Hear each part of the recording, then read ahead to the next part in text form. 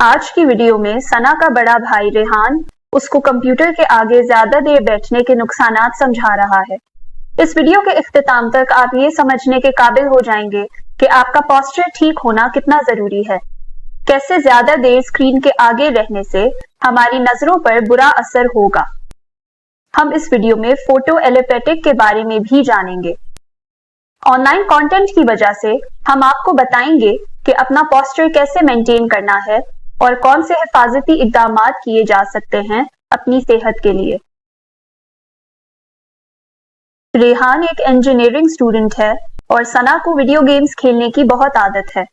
اکثر دونوں ساتھ کھیلتے ہیں، لیکن سنا کو رات دیر تک کھیلنے کی عادت ہے۔ ان کی امی سنا کے حوالے سے فکر مند ہیں اور ریحان کو سنا کو سمجھانے کے بارے میں کہتی ہیں کہ آئی سی ٹی ڈیوائسز حد سے زیادہ استعمال کرنے سے ان کی صحت پر منفی اثرات پڑیں گے۔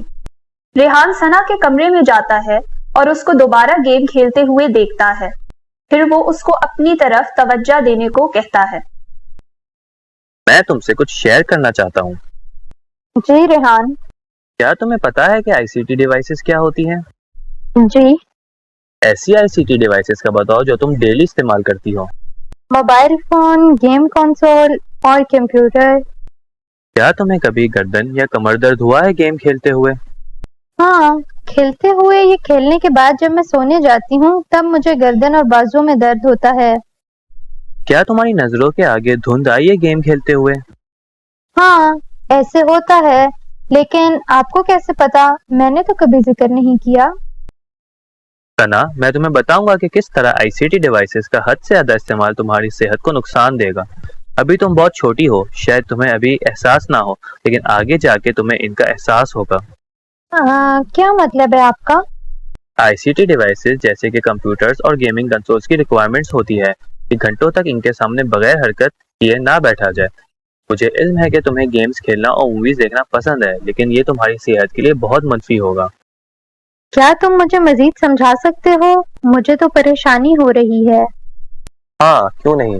آئی سی ٹی ڈیوائسز کے زیادہ استعمال کے نقصانات کے بارے میں تو آئی ٹی کمپنیز نے خود بتایا ہے کہ اس سے صحت کو نقصان پہنچتا ہے۔ صحت کو نقصان اور میٹیگیشنز، وہ کیسے؟ سب سے پہلے پوسچر کے متعلق مسئلوں کے بارے میں بات کرتے ہیں۔ تصور کرو کہ تم دن میں 5 سے 6 گھنٹے گیم کھیلتی ہو اور آگے جھک کر بیٹھتی ہو اور زیادہ استعمال اپنے ہاتھوں کا کرتی ہو۔ اس سے نہ صرف تمہارے ہاتھوں کے مسلز پر زور آئے گا، بلکہ تمہاری گردن، کمر اور کندھوں کے لیے بہت منفی اثرات سامنے آ سکتے ہیں، اور تو اور اس سے تمہیں جوڑوں کے مسائل بھی ہو سکتے ہیں۔ لہذا پوسچر کا ٹھیک ہونا بہت ضروری ہے۔ مجھے اس کا معلوم نہیں تھا۔ میں اپنے پوسچر کو کیسے ٹھیک کروں؟ کمپیوٹر استعمال کرتے وقت زیادہ نہ جھکا کرو، سیدھا بیٹھا کرو۔ بہت سے لوگ ایسے جھک کر بیٹھتے ہیں۔ مجھے کیسے یاد رہے گا کہ مجھے سیدھا بیٹھنا ہے؟ تم اپنی کمر اور کرسی کے بیچ میں ایک کانٹیکٹ بنا سکتی ہو، جس سے تمہیں سیدھا بیٹھنے میں آسانی ہو اور مسلز پر زور بھی نہ پڑے۔ اوہ، اب میں یہ یاد رکھوں گی۔ دوسری بات جو یاد رکھنی ہے وہ اپنے سر کو بیلنس رکھنا ہے۔ تمہیں اپنی سیٹ اور گھٹنوں میں فاصلہ رکھنا ہے۔ فٹ ریسٹ کا استعمال نہ کرو اور پاؤں کو زمین پر سیدھا رکھا کرو۔ ہاتھوں اور بازوؤں کا کیا کروں گی؟ تمہاری بازو اور کونیاں 90 ڈگری کے اینگل پر ہونی چاہیے۔ ان کو ریلیکس رکھنا ضروری ہے اور کندھوں کو اکڑانے سے بھی گریز کیا کرو۔ اسی طرح تمہاری لمبر سپائن کو بھی سپورٹ رہے گا اور بازو ریلیکس ہوں گے تو کندھے بھی درد سے محفوظ رہیں گے۔ اب ٹھیک ہے۔ تمہیں ماؤس اور کی بورڈ استعمال کرتے ہوئے بھی خیال رکھنا چاہیے۔ اپنے سر کو زیادہ نیچا نہ کرو، اس سے تمہارے ہپ مسلز پر بہت دباؤ آئے گا اور تمہاری کلائیاں بھی اکڑ جائیں گی۔ اب کوئی شک نہیں ہے مجھے، کیونکہ میری کلائیاں آکڑ جاتی تھیں۔ یہ تو صرف ایک رخ ہے، دوسرا رخ تو تمہیں آنکھوں پر منفی اثرات کے بارے میں بتائے گا۔ میری آنکھوں پر برے اثرات؟ تمہیں پتا ہے کہ تمہاری آنکھوں پر بھی اثر پڑتا ہے آئی سی ٹی ڈیوائسز کے استعمال کا؟ میرے دوست طیب کو بھی اینک لگ گئی تھی کیونکہ وہ بہت زیادہ آن لائن موویز دیکھتا تھا۔ زیادہ دیر تک ڈیوائسز کے استعمال سے آنکھیں متاثر ہوتی ہیں۔ تیزی سے لائٹس کے بدلنے اور فلیش کی وجہ سے ان پر اثر پڑتا ہے اور اس کی وجہ سے اکثر سر درد کی شکایت بھی ہونے لگتی ہے۔ 1 منٹ میں 15-20 بار آنکھیں چھپکاتا ہے، لیکن جب ہم کمپیوٹر کے سامنے ہوتے ہیں تو مشکل سے 7 بار چھپکتی ہیں۔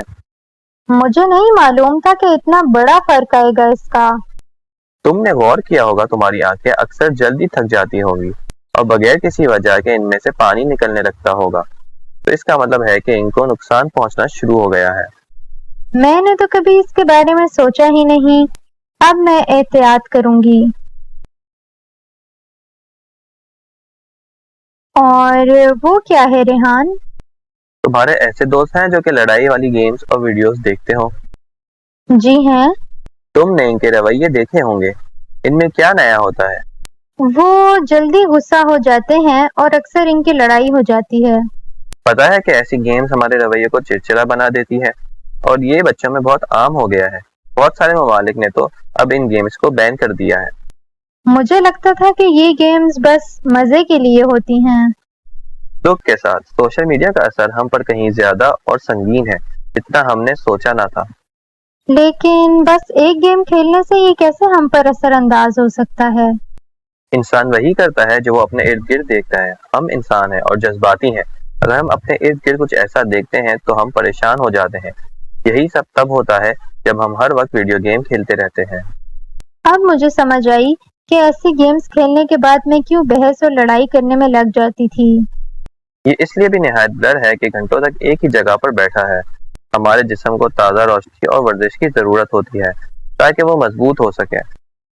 ابھی تم شاید آئی سی ٹی کے نقصانات نہ سمجھ پاؤ مگر بڑھاپے میں جا کر یہ سب تمہیں سمجھ آئیں گے اور تب ان کا علاج بھی ممکن نہیں ہوگا. یہی وجہ ہے کہ نوجوانوں میں ایڈکشن جیسے مسائل جنم لینے لگے ہیں. مجھے نہیں پتا تھا کہ میں کس طرح اپنی صحت کے ساتھ کھیل رہی ہوں. آئندہ خیال رکھوں گی. اب میں تم سے یہی امید کرتا ہوں. چلو اب تھوڑا ریوائز کرواؤں تاکہ تمہیں یہ سب بھول نہ جائے. چلو میں تم سے چھوٹا سا کوئز ٹیسٹ لیتا ہوں. تم نے مجھے صحیح جواب بتانا ہے.